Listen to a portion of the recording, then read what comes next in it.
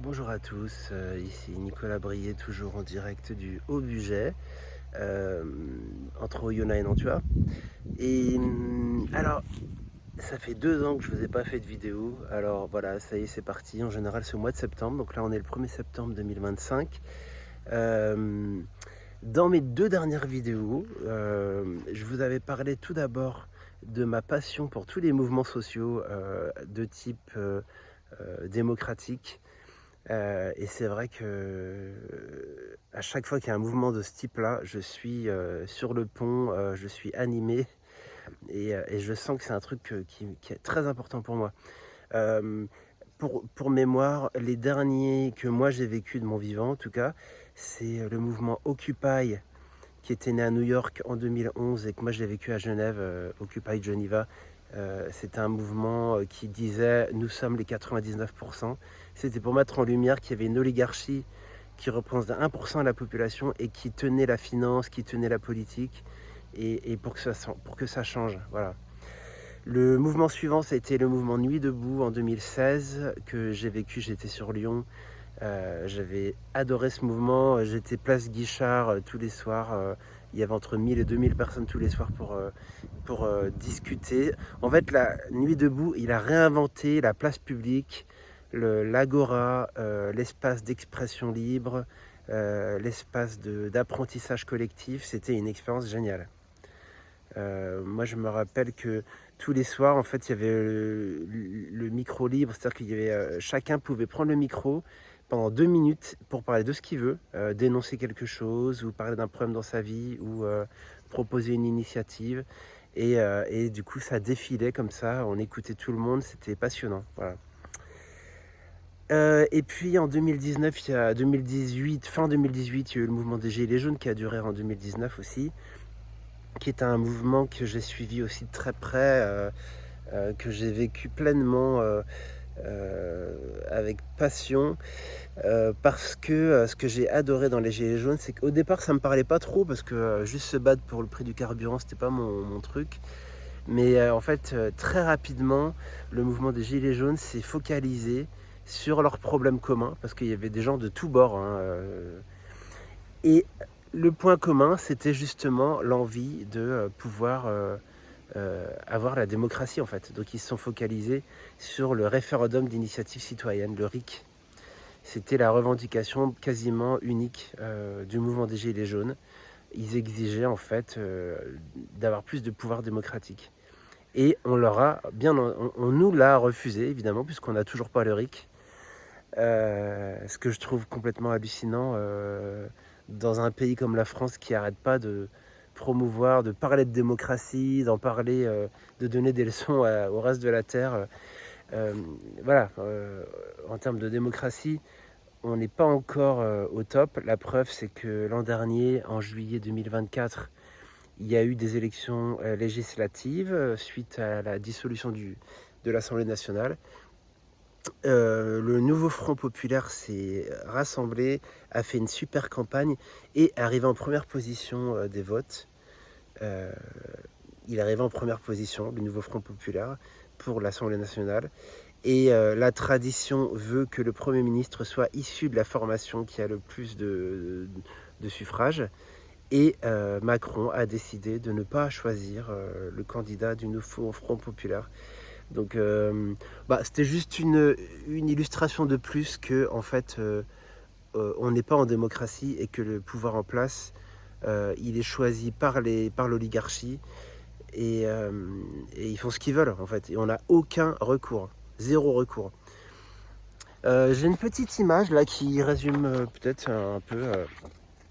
Voilà, nous sommes dans un avion en ce moment qui va à très grande vitesse dans le mur, voilà, qui va droit dans le mur ou qui essaie de maintenir le status quo.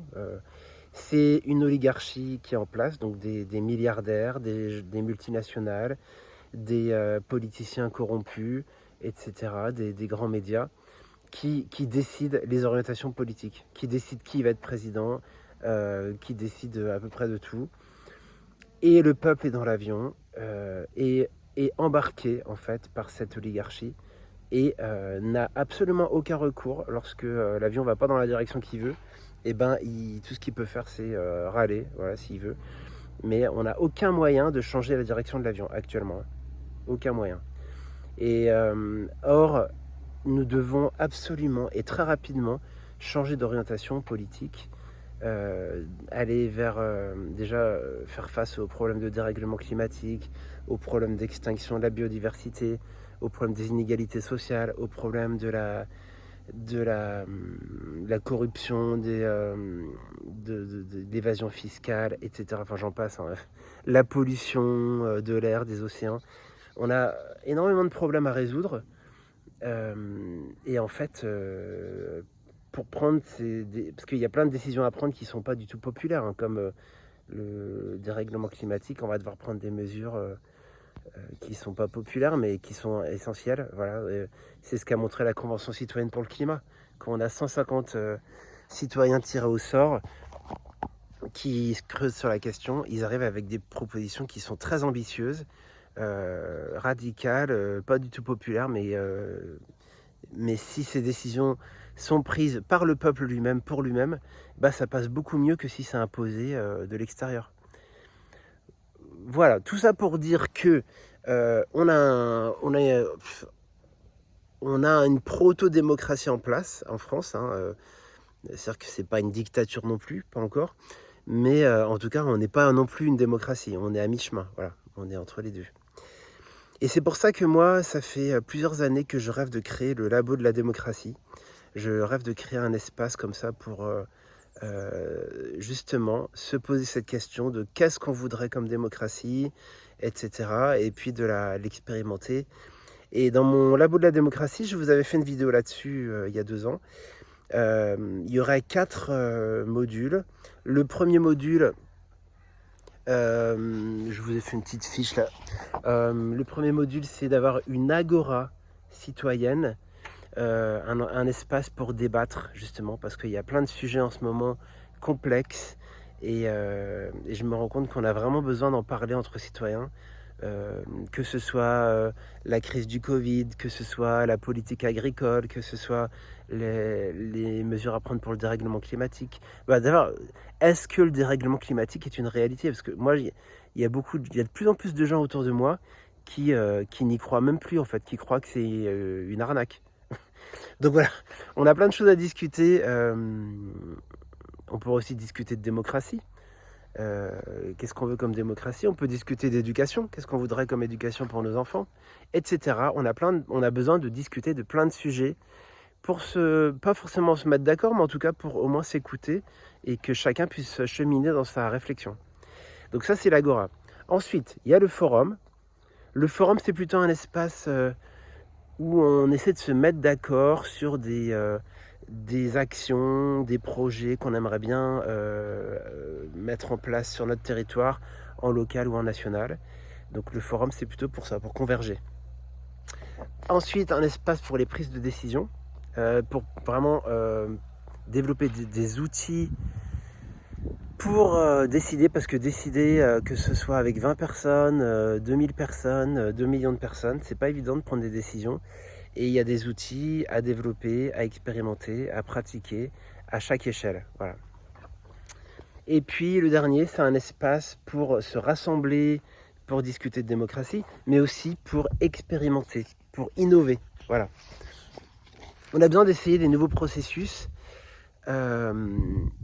Et puis voilà, parce que la démocratie, c'est pas une théorie, c'est quelque chose à vivre, à tester, à faire évoluer, etc. Donc, et ben justement, c'est pour ça que je fais cette vidéo, parce que j'aimerais bien expérimenter un nouveau processus qui s'appelle les consultations citoyennes. D'accord? Vous avez déjà entendu parler de ça? Les consultations citoyennes. C'est quelque chose qui a été expérimenté dans le sud de la France par 2 personnes qui ont testé ça dans leur environnement, qui ont eu des super résultats, qui ont trouvé ça que c'était très convivial, très efficace, très simple, qui n'a pas besoin d'une formation particulière. Et du coup, moi, je suis bien chaud pour expérimenter ça. Et le contexte aussi, c'est que vous avez peut-être entendu parler du mouvement du 10 septembre. Donc là, on est le 31 août, mais donc on va dire qu'on est le 1er septembre. C'est dans 10 jours, il risque d'avoir des mouvements en France ce jour-là.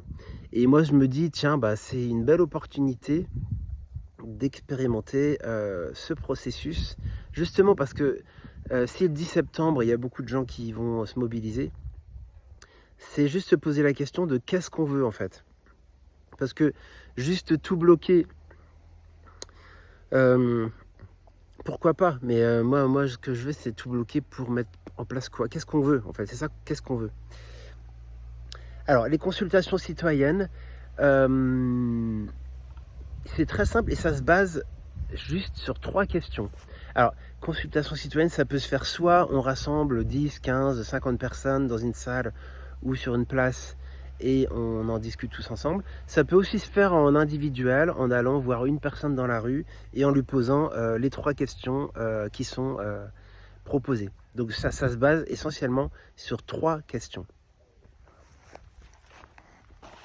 Donc, les consultations citoyennes se basent sur 3 questions. Souvenez-vous bien, ces 3 questions, c'est la première, c'est comment vas-tu? Comment allez-vous? Juste pour écouter la personne avec qui on parle. Comment ça va pour vous en ce moment, dans votre vie, dans votre famille, dans votre quartier, dans votre ville, dans votre région, dans votre pays, même jusqu'à l'international? Qu'est-ce qui va bien pour vous? Et puis qu'est-ce qui vous met en tension? Qu'est-ce qui est dur pour vous en ce moment? Est-ce que c'est plutôt l'éducation de vos ados? Est-ce que c'est plutôt de finir les fins de mois parce que vous avez du mal enfin, financièrement c'est très difficile? Est-ce que vous êtes inquiet par rapport à ce qui se passe à Gaza ou en Ukraine ou que sais-je? Est-ce que vous êtes inquiet par rapport au dérèglement climatique, aux incendies? Voilà, mais c'est juste pour parler de qu'est-ce qui nous inquiète, voilà, qu'est-ce qui nous préoccupe. Deuxième question, c'est que faudrait-il changer, selon vous? Si vous aviez une baguette magique, vous changeriez quoi?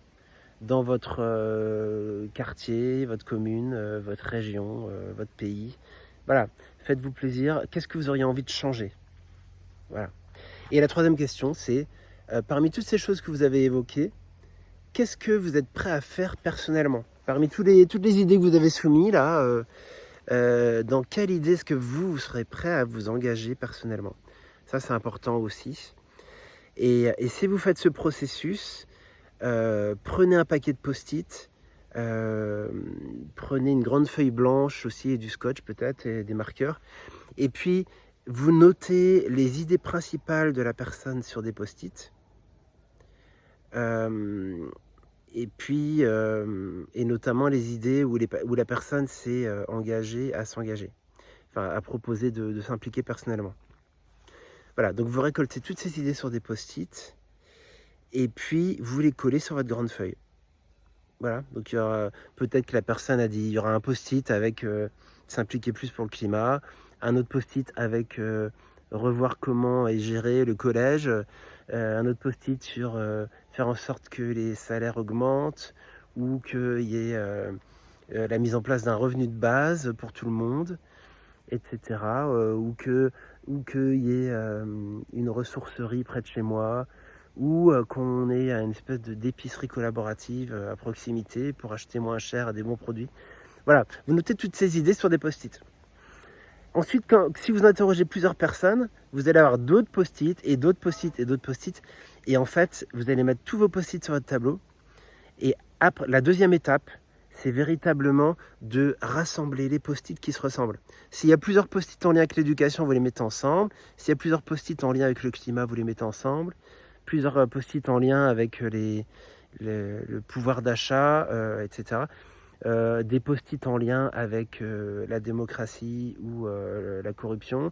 Voilà, vous regroupez les post-it par catégorie et vous obtenez alors des grandes thématiques.